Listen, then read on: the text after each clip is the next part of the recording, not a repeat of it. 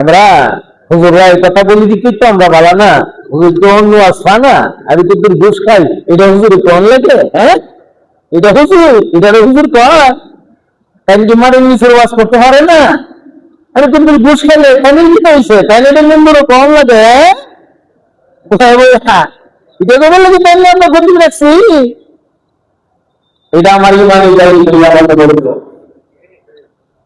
আপনি কেন table English দিয়ে ঘুষ খাবেন? খেতে পারবেন না তো, খাইলে আপনার হবে না, আপনার রুজু হবে না, আপনার হজ হবে না, আপনার যাকাত হবে না, আপনার ফিতরাত হবে না, আপনার উমরা হবে না, তুমি গেছেন সুন্নাত সওয়াবের লাগিয়া, সব হবে না, নামাজ পড়তে আসছেন, সেজদা দিবেন আল্লাহকে খুশি করবার লাগিয়া, আল্লাহ খুশি হবে না তো। সেটা আমার বলা দরকার আছে না? এটা আমার বলা দরকার, এটা ইমানি দায়িত্ব আমার বলা। আর আপনার দায়িত্ব যতটুকু পারা এটাকে মেনে নেওয়া, মাইনা নিতে পারলেই সফল। আরে ভাই, জায়গা কাইটা গেছে, ডাক্তারের কাছে গেছেন, এই কাটা জায়গার মধ্যে এটা ওয়াশ করবে, ওয়াশ করার সময় এই যে কেচের আগায় তোলা দিয়া ডেটল দিয়া একটু ভেতরে ওয়াশ করবে, একটু গুতা কাটা তো লাগবেই, কষ্ট তো একটু হবেই। সেলাই করবে, কষ্ট তো একটু হবেই, সে গায়ে লাগতেছে না, তো কষ্ট তো একটু হবেই। এই কষ্টটা মাইনে নিতে পারলেই তো এই কাটা জায়গাটা ভালো হওয়ার সম্ভাবনা আছে বা ভালো হবে। আর এই কষ্ট যদি আপনি সহ্য করতে পারেন না, দরকার নেই আমার ভালো হওয়ার দরকার নাই, থাক আমার এই জায়গায় অবস্থায়, সে তো আপনি ভালো হইতে পারবেন না। তা আমরা যখন উচিত কথাটি কই, একটু মাই গেলে যে বুকা লাগবো, একবার জিনিস শরীর বুকা তো এইটা সহ্য করে নিতে পারলেই সফল। আলহামদুলিল্লাহ পরে এটি সহ্য করে নিতে হবে আমি একজন মুসলমান হিসাবে, ঠিক কিনা? ونستعينه ونستغفره ونؤمن به ونتوكل عليه ونعوذ بالله من شرور أنفسنا ومن سيئات أعمالنا. من يهده الله فلا مضل له ومن يضلله فلا هادي له. ونشهد أن لا إله إلا الله وحده لا شريك له. ونشهد أن سيدنا ومولانا محمدا عبده ورسوله.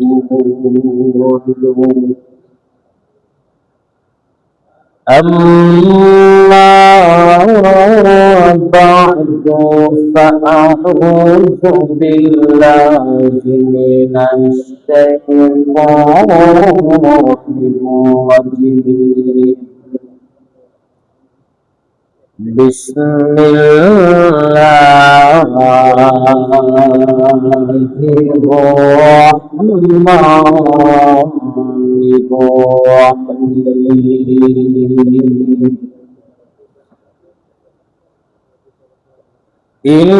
إنما الصدقات للفقراء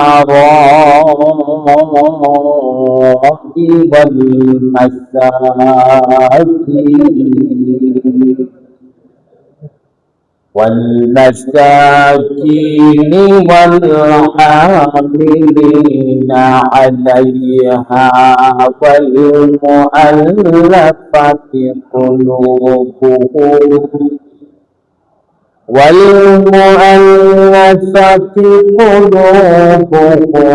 وفي الرقاب والغارمين وفي سبيل الله وابن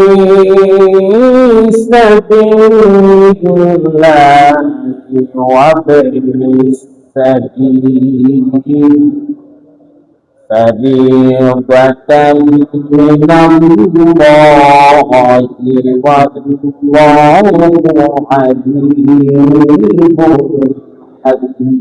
حكيم صدق الله العظيم اللهم صل على سيدنا ومولانا محمد وعلى آله وأصحابه وسلم জবান খুলে মোহাব্বতের আওয়াজে সকলে মিলে পড়ুন বিকামালিহি কাশাফাত তুজা বিজামালিহি হাসনাতাহি ওয়া খায়সালিহি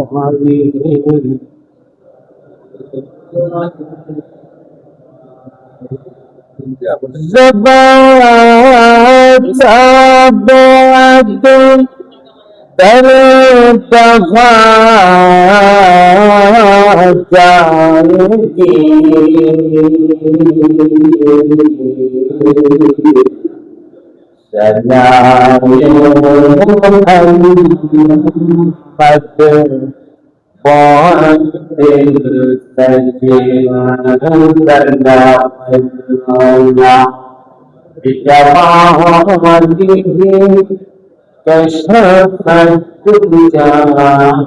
سلام محمد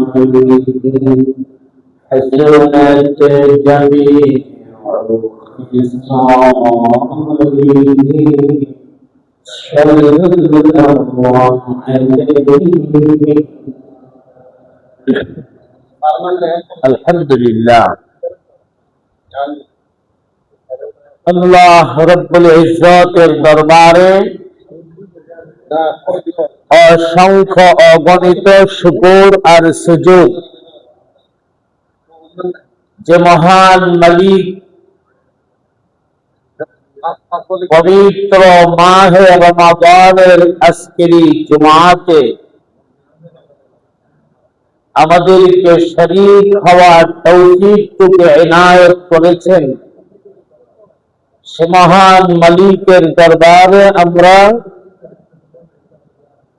অন্তরের সত্যপন ভালোবাসা উজাড় করে দিয়ে কালিমাতুশ শুকর পৌঁছাই। একসাথে জবান খুলে মুহাব্বতের আওয়াজে পড়ি আলহামদুলিল্লাহ। মুআজ্জাজ হাজিরিন, আমরা গত জুমায় ফাজাইলে যাকাতের উপরে কথা শুনছিলাম।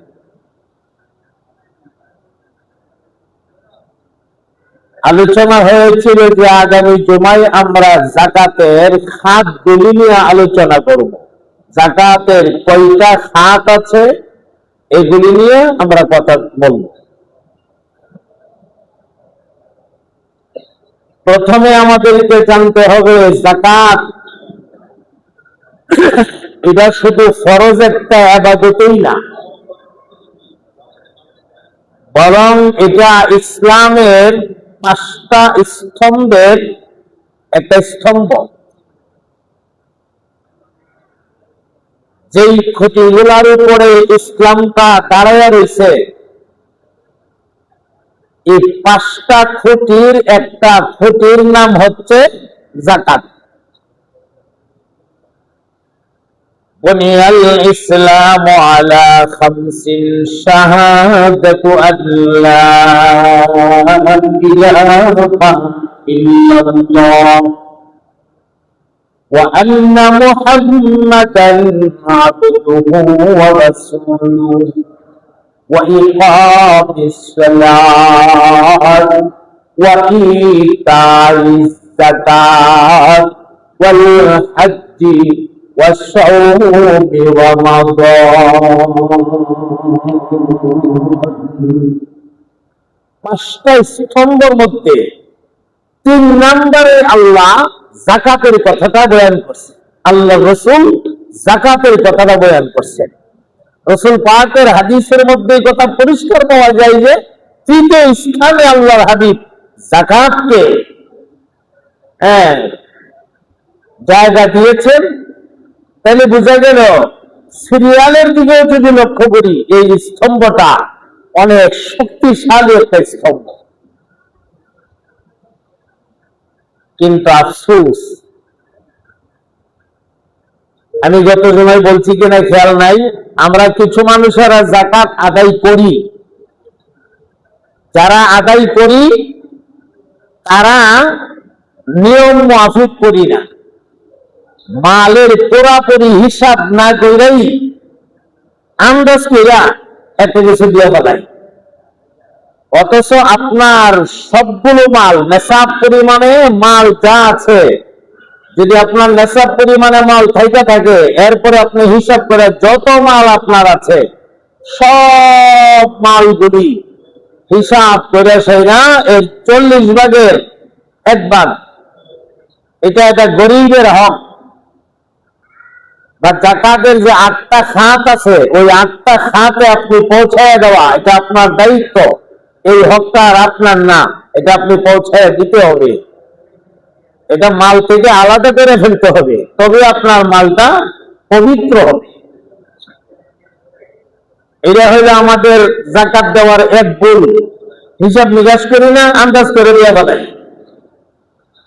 যাকাত দেওয়ার 2 নাম্বার ভুলটা হইল বেচারার ফেরনাই খাওন লাগবো চাল ডাল, আপনি নিয়ে দিচ্ছেন লুঙ্গি আর শাড়ি, দিয়ে দিচ্ছেন 30 পিস।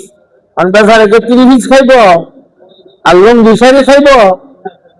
এই জন্য উত্তম হইল যাকাত দেওয়ার, উত্তম হইল হিসাব কইরা টাকা দিয়ে দেওয়া, সোজা হিসাব। আপনি টাকা দিয়ে দিবেন, টাকা দিয়ে দেওয়ার পরে ওই লোক তার প্রয়োজন মাফিক খরচ করবে। কথার কথা, আপনি যাকাতের টাকাটা হিসাব করে ওই লোকরে 1 মাসের বাজার করে দিলেন, এই লোকে যা দিবেন 1 মাসের বাজার দিয়ে দিচ্ছেন। আপনি যে বাজারটা 1 মাসের জন্য দিচ্ছেন, 1 মাসের জন্য দিচ্ছেন, এই লোক তো এই টাকার বাজারটা 4 মাস খাই। গরিব মানুষ তো হিসাব করে চলে। সুতরাং সবচেয়ে উত্তম হইল হিসাব করে টাকা দিয়ে দেওয়া। এই যাকাতের লুঙ্গি, যাকাতের শাড়ির নামে কোম্পানির মধ্যে আলাদা ব্র্যান্ডও বেরিয়ে গেছে না। যাকাতের লুঙ্গি, যাকাতের শাড়ি, যাকাতের লুঙ্গি, যাকাতের শাড়ি, বিষয়টা কি? যাকাতের লুঙ্গি শাড়ি বা যাকাতের কাপড়ের নামের তো কোনো এরকম উল্লেখ নাই।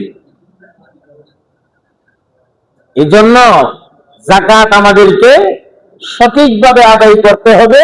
এটা ইসলামের 5টা স্তম্ভের একটা মেন স্তম্ভ, যে স্তম্ভটার উপরে ইসলামটা দাঁড়িয়ে রয়েছে। আল্লাহ রাব্বুল আলামিন ইরশাদ করেন, যাকাত আপনি কোন কোন জায়গাতে দিতে পারবেন, যাকাতের খাত কয়টা রব্বুল আলামিন পরিষ্কার করে দিয়েছেন। ইন্নামাস সাদাকাতু লিল ফুকারা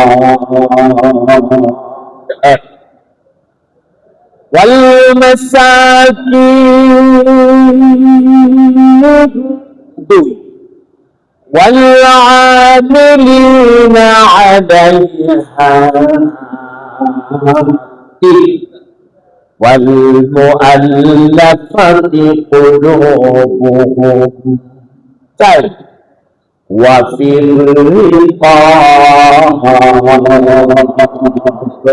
5 والغارمين، 6 وفي سبيل الله، 7 وابن السبيل فريضة من الله والله عليم حكيم। এই হলো 8। এই 8 জায়গার বাহিরে আপনি ব্যক্তিগত মন গড়ায় কোথাও যাকাত দিতে পারবেন না। আপনার মন চাইলে যেখানে সেখানে যাকাতের পয়সাটা দিতে পারবেন না।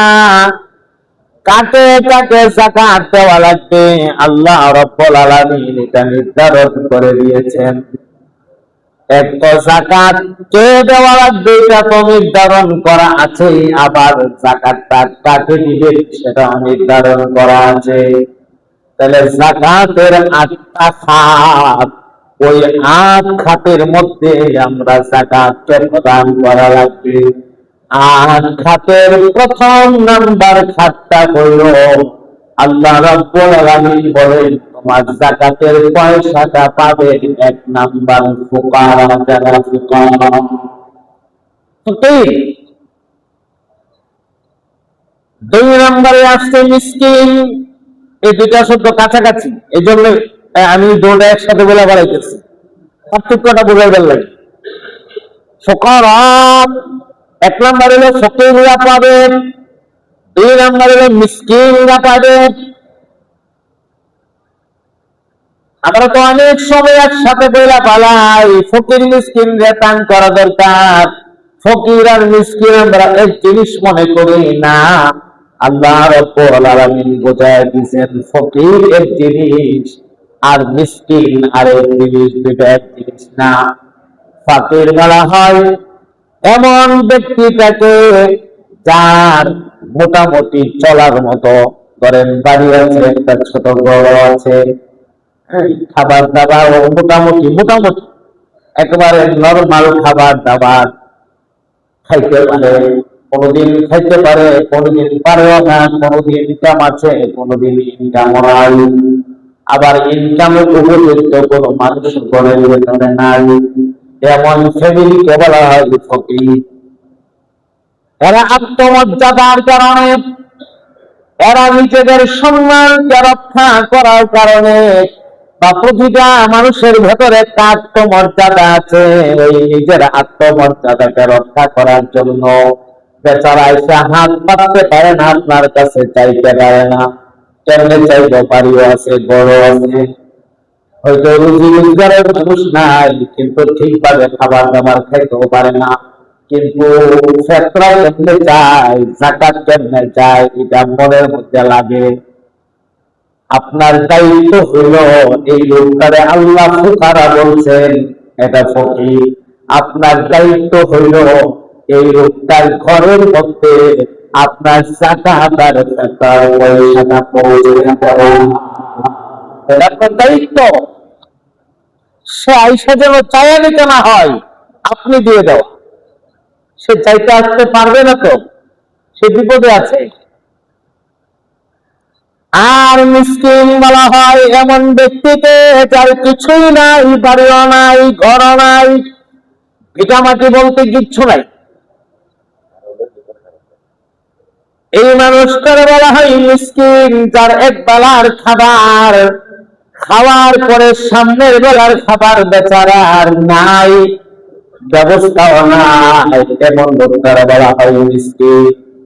তাহলে আপনার যাকাত পাওয়ার প্রথম নাম্বার হকদার হইল ফুকারা, 2 নাম্বার হলো মিসকিন, যারা ওরা পাবে আপনার যাকাত। 3 নাম্বার হলো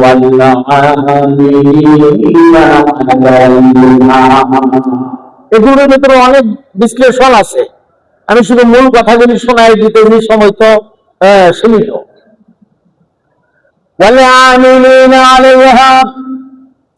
আমিলিন বলা হয় যারা যাকাতের পয়সা উত্তোলন করে। এক্সাম্পল স্বরূপ ধরে নেন, আপনার এই মহল্লার যাকাত, পুরা যাকাত উত্তোলন করার জন্য আপনারা 2 জন মানুষ রাখছেন কর্মচারী, আমিলিন। এরার দায়িত্ব প্রতিটা বাসায় বাসায় যাওয়া, যাকাতের পয়সাগুলি হিসাব করে করে নিয়ে আসা। যেটা ছিল আমার নবী সাল্লাল্লাহু আলাইহি ওয়াসাল্লামের জামানায়, সাহাবায়ে কেরামের বাড়ি বাড়ি যাইতেন, তালিকা করে করে যাকাত আইনা বাইতুল মালে জমা করতেন। আর বাইতুল মাল থেকে এই যাকাতের পয়সা আল্লাহর হাবিব মানুষের প্রয়োজন মতে আপন আপন ঘরের মধ্যে পৌঁছায়া দিবে। সুবহানাল্লাহ। গরিব মিসকিন আয়সা যারা যাকাত খাওয়ার উপযুক্ত, পাওয়ার উপযুক্ত, ওরা আয়সা মানুষের ঘরে ঘরে ধারে ধারে ঘোরার প্রয়োজন হয়েছে না। নবী পাক টিম গঠন করে সেটা ওই টিম দেওয়া যাকাত তুলিয়াই না, এই যাকাত বাইতুল মালে জমা কইরা সেখান থেকে পুরা এলাকায় হিসাব কইরা তালিকা কইরা যাকাত কে পাবে, কত পাবে, ঘরের সদস্য কতজন আছে, কত টাকা হলে তার এই বছরটা সুন্দর চলবে, বা এই বাইতুল মালের পরিমাণ অনুযায়ী তাকে কত দেওয়া যেতে পারে, হিসাব নিকাশ কইরা বুট পয়সা পরামর্শ কইরা এরপরে তার যাকাতটা সসম্মানে তার ঘরে পৌঁছে। এটা হলো যাকাত দেওয়ার নিয়ম, নবী শিখিয়ে দিয়ে গেছে। এখন আমরা দেশে আরেক সমস্যা আছে। মনে করেন এক্সাম্পল স্বরূপ কথার কথা, ব্রাহ্মণবাড়িয়া জেলা একটা বাইতুল মাল হইল।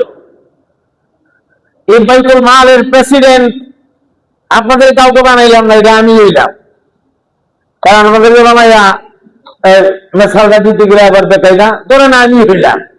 কিন্তু সমস্যা হচ্ছে কি, চতুর্দিক থেকে যাকাতের পয়সা জমা হইতে হইতে হইতে হইতে দেখা গেছে মোটামুটি একটা বিরাট ফান্ড হয়েছে। আর আমি যে প্রেসিডেন্ট, এটা যাকাতের পয়সা না ফেতরা পয়সা, এই চিন্তা আমার মাথাত নাই। আমি 2-3 জনের সিন্ডিকেট কইরা এখান থেকে নিয়ে কিছু মাইরা খাওয়া যায়,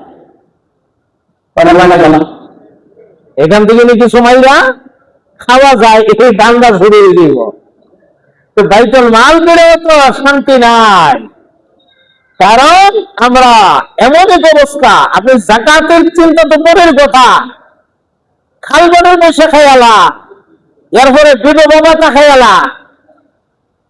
হ্যাঁ, 1 বছর আর আপনার ওই যে কি হয়, বাচ্চা কাচ্চা হইলে যে মহিলাদেরকে কি বাধা দেয়, এই বাচ্চাটা পর্যন্ত খাইয়া ফেলা। মানুষের চরিত্র বলতে কিছু আছে? কিচ্ছু নাই। পশুর চাইতে যেন আমরা নিকৃষ্ট হয়ে গেছি, টাকার কাছে আমরা যেন অন্ধ হয়ে গেছি, আমরা যেন মনে করতেছি টাকাটাই সব। মনে রাখতে হবে, টাকাটাই সব না, তোমার জীবনের আমল আর শত টাকাই সব। এই দুইটা জিনিস হলো মেইন। আপনি ইবাদত করতে করতে কপালে পর্দা দিচ্ছেন, আর ওইদিকে চলে দিয়া টেবিলের নিচে ঘুষ খান, চুরি করেন, সব নামাজ রোজা হজ যাকাত জাকাত যা করছেন সব ফানি হয়ে গেছে, বেসে গেছে। ওই টেবিলের নিচের ঘুষ আর ইবাদতে এটা ব্যালেন্স গিয়া ভরে সমান সমান হইয়া একদম সমান সমান, আর আপনার আমল নামত কিচ্ছু নাই। আমরা হুজুররা এই কথা বলি যে কিন্তু আমরা ভালো না, হুজুর তো অন্য আসবা না, আমি তো তোর ঘুষ খাই, এটা হুজুর কোন লাগে? হ্যাঁ, এটা হুজুর, এটা হুজুর কয় কি মারের নিচের ওয়াজ করতে পারে না? আরে তুমি ঘুষ খেলে তাহলে কি হয়েছে, তাহলে এটা মেম্বারও কম লাগে। এটা তো বললো কি তাহলে আমরা গতি রাখছি, এটা আমার ইমানি বলবো। আপনি কেন টেবিলের নিচ দিয়ে ঘুষ খাবেন? খেতে পারবেন না তো, খাইলে জন্মও হবে না, আপনার রুজু হবে না, আপনার হজ হবে না, আপনার যাকাত হবে না, আপনার ফিতরা হবে না, আপনার উমরা হবে না, তুমি গেছেন সুন্নাত সওয়াবের লাগিয়া সব হবে না, নামাজ পড়তে আসছেন সেজদা দিবেন আল্লাহকে খুশি করবার লাগিয়া, আল্লাহ খুশি হবে না তো। সেটা আমার বলা দরকার আছে না? এটা আমার বলা দরকার, এটা ইমানি দায়িত্ব আমার বলা। আর আপনার দায়িত্ব যতটুকু পারা এটাকে মেনে নেওয়া, মাইনা নিতে পারলেই সফল। আরে ভাই, জায়গা কাইটা গেছে, ডাক্তারের কাছে গেছেন, এই কাটা জায়গার মধ্যে এটা ওয়াশ করবে, ওয়াশ করার সময় এই যে কেচের আগায় তোলা দিয়া ডেটল দিয়া একটু ভেতরে ওয়াশ ওয়াশ করবে, একটু গুতা কাটা তো লাগবেই, কষ্ট তো একটু হবেই, সেলাই করবে কষ্ট তো একটু হবেই, শুয়ের গায়ে লাগতেছে না, তো কষ্ট তো একটু হবেই। এই কষ্টটা মাইনে নিতে পারলেই তো এই কাটা জায়গাটা ভালো হওয়ার সম্ভাবনা আছে বা ভালো হবে। আর এই কষ্ট যদি আপনি সহ্য করতে পারেন না, দরকার নাই আমার, ভালো হওয়ার দরকার নাই, থাক আমার এই জায়গায় অবস্থায়, সেটা আপনি ভালো হইতে পারবেন না। তা আমরা যখন উচিত কথাটি কই, ইকজমাই গেলে যে গোটা লাগবে লাগবার জিনিস শরীর গোটা তো এইটা সহ্য করে নিতে পারলেই সফল। আলহামদুলিল্লাহ পরে এটি সত্যি করে নিতে হবে আমি একজন মুসলমান হিসাবে, ঠিক কিনা? ইনশাআল্লাহ। আর এই অনেক কথা কয়টা খাত গেল, এই বুঝে গেছে, তিনটে গেছে না? এই তো মাশাআল্লাহ। এক নাম্বার ফুকারা, দুই মিসকিন, তিন আমিলিন। আমিলিন কি? ওই যে বলছিলাম, যারা যাকাতের পয়সা উত্তোলন করে বাইতুল মালের মধ্যে জমা করে, ওই যে মানুষগুলা উত্তোলন করলো, এদের মজুরি, এরা যে সারাদিন পরিশ্রম করলো, এদের পারিশ্রমিক যাকাত তহবিল থেকে দেওয়া যায়। কথা বুঝতে পারছি? এদেরকে যা দিবেন এটা যাকাতের ফান্ড থেকে দিবেন। এরা নেবে কি? পারিশ্রমিক, এদের মজুরি। এরা যে মেহনতটা করেছে সেই মেহনতের মজুরি তাদেরকে দিবেন, তারা যাকাতের মাল নিতে পারবে বা তাদেরকে দেওয়া। ঠিক গেল। 4 নাম্বার, আল্লাহ রাব্বুল আলামিন বলেন, ওয়াল মুআল্লাফাতি কুলুবুহুম। এমন একজন তোমার ঘনিষ্ঠ মানুষ, আমি বুঝবার জন্য এটাকে উদাহরণ দিয়ে বলছি, এমন একজন ঘনিষ্ঠ মানুষ, লোকটাকে ধরে নিতে পারেন লোকটা একজন হিন্দু মানুষ, কিন্তু আপনার এমন ঘনিষ্ঠ, এমন কাছের, এমন মহাব্বতের, আপনার সাথে ফ্রেন্ডলি চলাবে না, একসাথে আড্ডা মারেন, গল্প করেন, একই অফিসে চাকরি করেন, তার মুখে মাঝে মাঝে আল্লাহ নামের শব্দ শোনা যায়। এমন হিন্দু আছে না? তার মুখে মাঝে মাঝে ভালো ভালো কথা পাওয়া যায়, তার কাজগুলি খুব সততার সাথে করে। আপনি মনে মনে ভাবতেছেন বা ধরে নিতেছেন, ধারণা করতে পারতেছেন, এই লোকটাকে যদি আমি একটু সাপোর্ট দেই, তার পাশে দাঁড়াই, যদি একটু সহযোগিতা করি, আর যদি মডিফাই করি, তাকে নিয়ে ফিকির করি, চিন্তা করি, হয়তো বা লোকটা দিল নরম হয়, কোনো না কোনো সময় আল্লাহর দিন সে গ্রহণ করার সম্ভাবনা আছে, কালিমা পড়তে পারে, সম্ভাবনা আছে। এখানে বলা হয়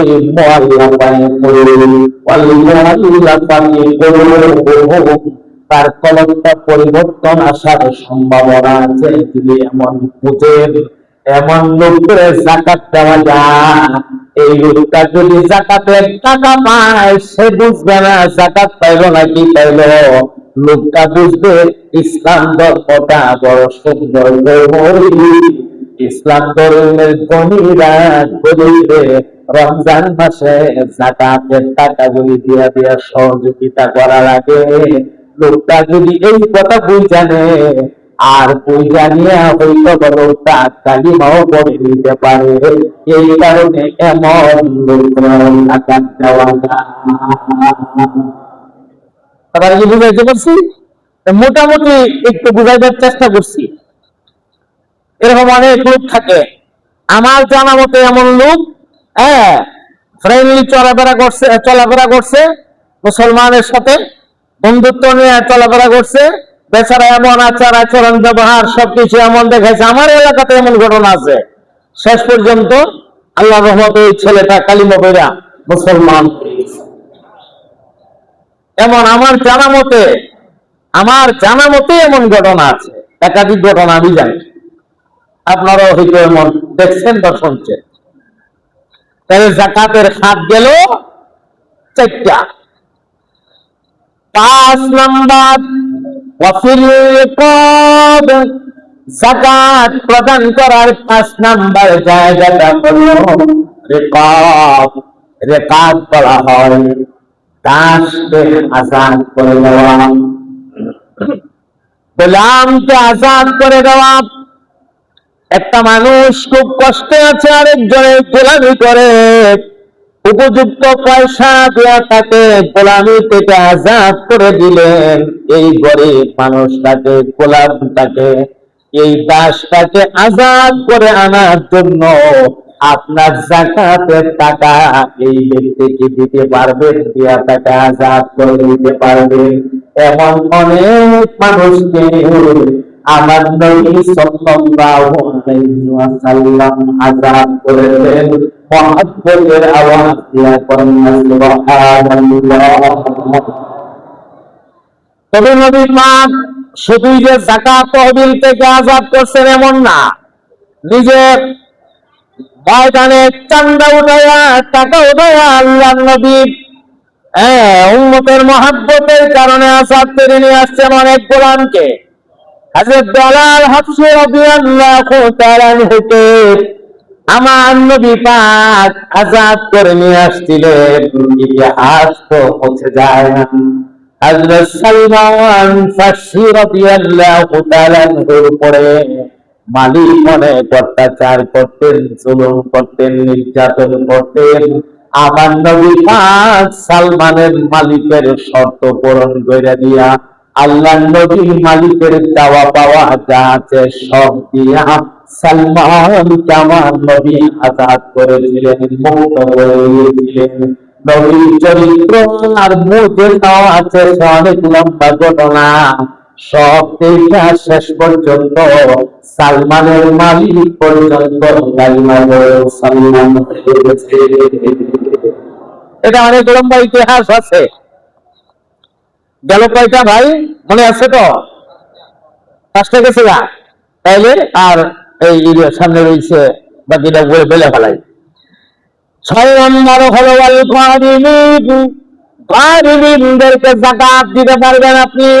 বেলেজুর গারিমিন জিনিসটা কি? গারিমিন হইল ঋণগ্রস্ত মানুষ। একটা মানুষ ঋণের কারণে সমাজে মাথা উঁচু করে চলতে পারে না, বেকায়দায় পড়ে গেছে। বেকায়দায় পড়ে যাওয়ার কারণে ঋণ করে ফেলেছে, বিভিন্ন জায়গায় তার ঋণ চলতে পারে না, কষ্ট হয়। এই মানুষটার ঋণের টাকা আপনি যাকাত তহবিল থেকে আদায় করে দিতে পারবেন। যাকাত দিয়ে মানুষটাকে আপনি ঋণ মুক্ত করে দিতে পারবেন। অর্থাৎ ঋণগ্রস্ত মানুষেরা যাকাত পাবে, যাকাত পাওয়ার উপযুক্ত। 7 নাম্বার আল্লাহর রাস্তায় যারা বের হয়ে যা, এটা জিহাদের ময়দান হতে পারে, অথবা এটা দাওয়াত তাবলীগের অপশন হতে পারে, ময়দান হতে পারে, অথবা মাদ্রাসায় পড়ালেখা করার জন্য, আল্লাহর দ্বীন শিক্ষা করার জন্য যেই বাচ্চাটা ঘর থেকে বের হয়ে যা, এটারও ফি সাবিলিল্লাহ বলা হয়। এই কারণেই তো মাদ্রাসার গোড়াবা ফান্ডে যাকাতের টাকা দেওয়া যায়। আল্লাহু আকবার বলে। তাহলে মাদ্রাসার গোড়াবা ফান্ডে যাকাতের টাকা দেওয়ার নির্দেশ সরাসরি আল্লাহ পাকের। যারা কয় মাদ্রাসার গোড়াবা ফান্ডে টাকা দেওয়া যাবে না, ওরা মিথ্যুক। ওরা শুধু মিথ্যুকই না, ওরা আল্লাহর কোরআনের একটা বিধানকে ওরা মুছে ফেলার চেষ্টা ষড়যন্ত্র করেছে। আপনার যাকাতের টাকা মাদ্রাসার গোড়াবা ফান্ডে পাওয়া হকদার, আপনি দেওয়া লাগবেই, এটা আপনার ইমানি দায়িত্ব। কথাটা বুঝাইতে পারছি? আচ্ছা, সব বলতে পারতেছি না, সময় নাই, সর্বশেষটা করে ফেলাই। এরপরে আসেন ওয়াবিনিস সাবিল। ওয়াবিনিস সাবিল বলা হয় মুসাফিরকে। কোন একজন মুসাফির মানুষ রাজশাহী, পাবনা, গাইবান্ধা, চুয়াডাঙ্গা, বেছারার বাড়ি ব্রাহ্মণবাড়িয়ার সাথে একাই লাইন পড়ে গেছে। এই মানুষটা মুসাফির, তার অর্থ করি নাই, চলতে পারে না, খাইতে পারে না, কষ্ট হয়। এমন মুসাফিরকে আপনি আপনার যাকাতের পয়সা দিয়ে সহযোগিতা করতে পারবেন। কয়টা হইল? 8টা। এই 8টা শাখ হলো যাকাতের। এগুলির ভেতরে অনেক লম্বা লম্বা বক্তব্য আছে, অনেক বিশ্লেষণ আছে। আমি সার কথাগুলো জমার দিয়ে আপনাদেরকে শোনাইয়া দিছি।